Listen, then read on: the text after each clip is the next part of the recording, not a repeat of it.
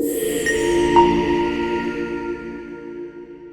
live the Alliance, long live! Down with capitalism, down! Forward with socialism, forward! Down with the GNU, down! Down with the GNU, down! Thank you very much, Comrade PJ, and greetings first to all of you comrades who are gathered here today. Let me start by greeting the leadership of the Communist Party, members of our Central Committee who are here, Comrade PJ, Comrade Tinyiko, Comrade Mabuse, Comrade Nakim Buyani. A few weeks ago in Mpumalanga, we had organized one of the biggest activities together with Comrade Manda, your deputy. Now you came to witness whether Gauteng can do it. We appreciate your presence here, Comrade Nakim. Let me greet the leadership of the African National Congress. Well, our structures here in Gauteng, Professor Mandla Khatebe, Upu Professor Mandla Khatebe, the one who was chairing the program earlier on, our provincial chairperson, members of our PC, Comrade Kosi, our provincial treasurer, and members of our district leadership and our branches, thank you very much for coming in our numbers today here to the treasury. Let me greet the leadership of the ANC, led by the special one, Comrade Panyaza. I want to say, as I greet the leaders of the ANC in the region and members of the peace who are here, I want to echo this message, Comrade PJ. Ogoti, you have not been elected to be condemned by our oppressors, and that we will keep quiet, Comrade Panyaza. We will defend you for as long as you are taking forward the struggle of our people here in Gauteng.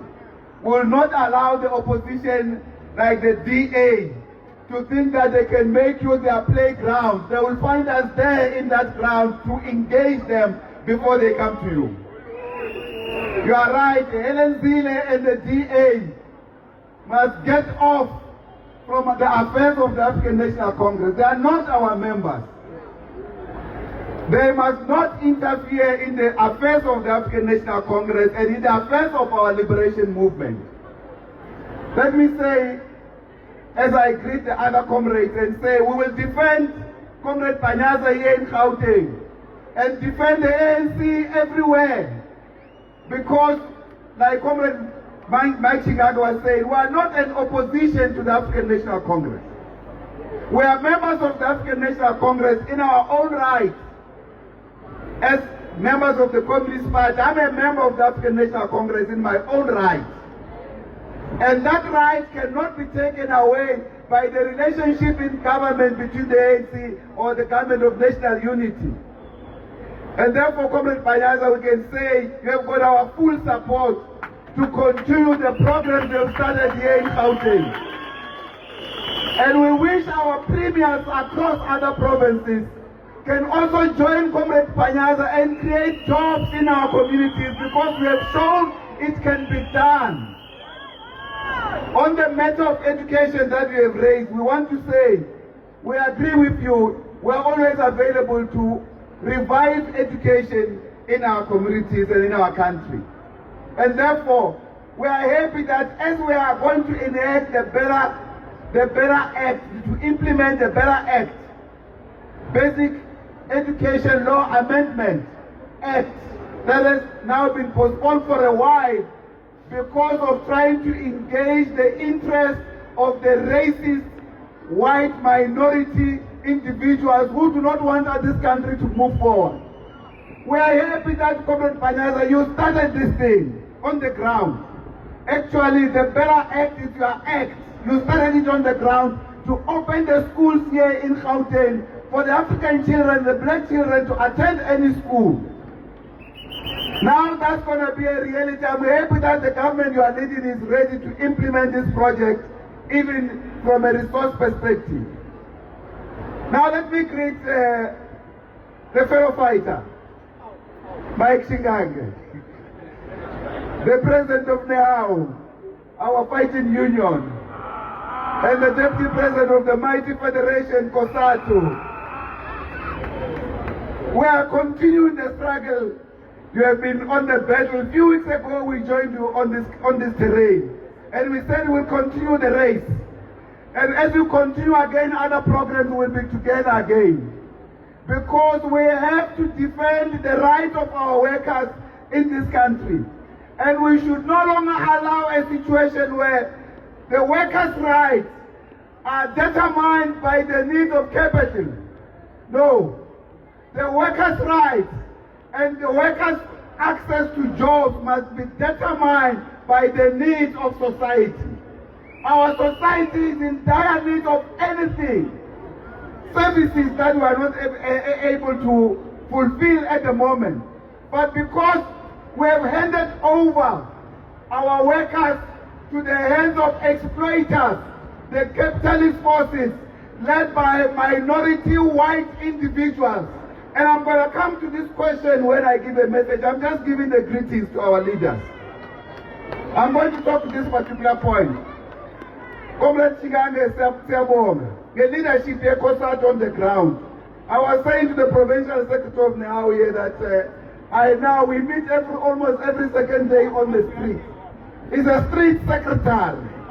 Siyabonga no bala. Let the struggle continues on the ground. That's how it must be, because without that, we will never win our demands as workers and the people. But let me greet the entire leadership of COSATU present here from various affiliates. I've also seen the General Secretary of Communication Workers Union, Comrade Aubrey, and other members of the CEC who are present here. The local shop steward, and the longest serving COSATU shop steward, now retired, one of our veterans, Comrade Mulopa. Thank you very much. Ngiyabona uchepile mamuhla. Ngiyabuya. Bravo, Comrade Mulopa. Let me greet comrades, the leadership of Sanko, Comrade Mashishi, Ralebo Muneshur Wafola, even Ralebo Hamlaeja, Comrade Bayaza Ucheri Mutemlaejo, we are like a constructive criticism, Muta Lukisha, Moswanjo Lukisha Wana.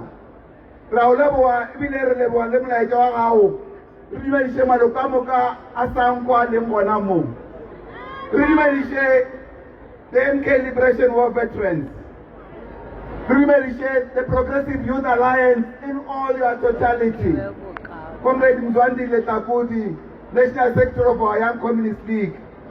Comrade Liseji, Comrade Lisonolo, Comrade Dire, Comrade Chuchu, all of them from the Progressive Youth Movement and Alliance. We appreciate your messages here. President Wapudemo, People's United Democratic Movement, Yapwa Swaziland, Comrade Lungisi Makanya, Ralebo Amuneshu, Uru Pichi, Unalere Namo, Banyagilo Ulaba Paleti, Ralebo Auru surviving. The struggle of the people of Swaziland for democracy and freedom continues. And therefore we stand in solidarity with the people of Swaziland for their democracy. We also want to greet all other comrades who are present here. We have now been joined by the team from the Treasury.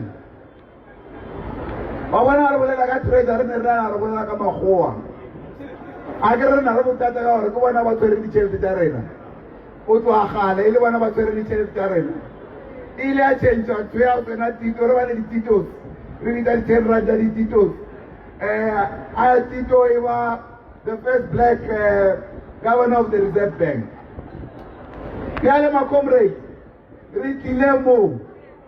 because of the high cost of living that is affecting the people of our country. We have come here to the Treasury to say to the Minister and to his leadership and to the team here, the bureaucrats here, they are not working in New York. They are in Tshwane, in South Africa. They must use all the tools that they have, the research that they have, to locate the conditions of the people of South Africa when they make policies, when they take decisions, they should be independent, not from the South African government, but independent from the IMF and the World Bank and the OECD countries. Because indeed, the Treasury here, as well as the Reserve Bank, have not acted independent of the IMF and the World Bank and the Organization of Economic Development countries, the OECD countries based in Paris. These institutions have been determining the policy of South African Treasury. That's the reason, part of the reason why today we've got so much high cost of living amongst our people. And the Treasury has just been observing this in economic terms. They have not been appropriately together with the Reserve Bank as a single entity, working together to rectify the fiscal policy. In other words, to rectify the budget policy. In other words, the Treasury must give money for public education. They must give money for public health. They must give money for food security in the country. Because it is the Treasury that is also, according to the Constitution, that is in charge of the Reserve Bank. Treasury.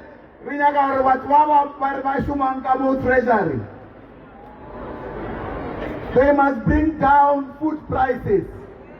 They must bring down the cost of living for the people of our country. Because people can no longer afford life itself because of the crisis of living in this country, because of capitalism and neoliberalism that the Treasury is continuing with. So we are here as well to save the Treasury, to say to the Treasury, come back to be the treasurer of the people of South Africa. Don't be the treasurer of America. Don't be the treasurer of Europe, of Britain and other Western imperialist countries. Be the treasury of our country.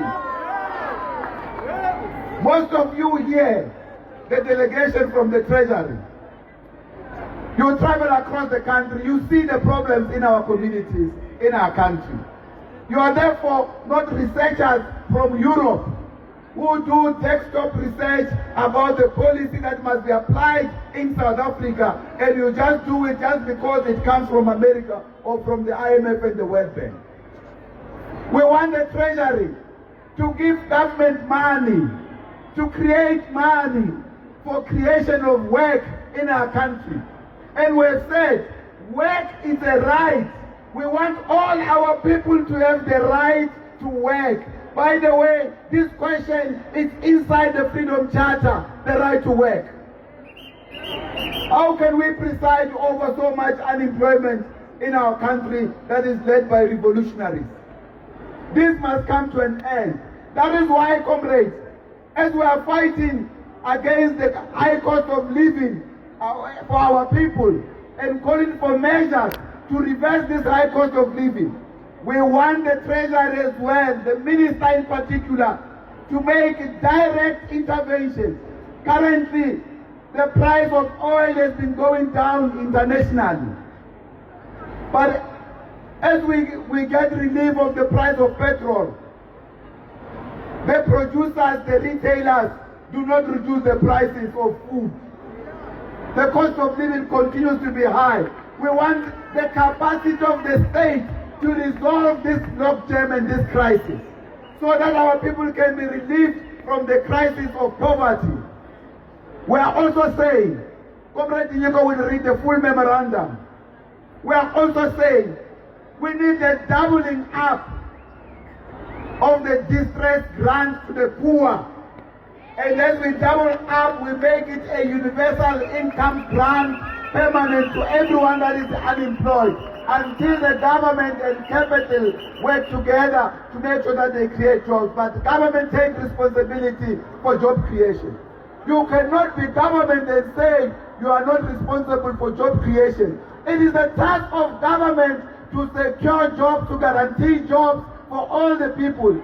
Capital is not elected by the people, and therefore it's not accountable to the people. We cannot go and ask capital to create jobs. The government has responsibility to create jobs.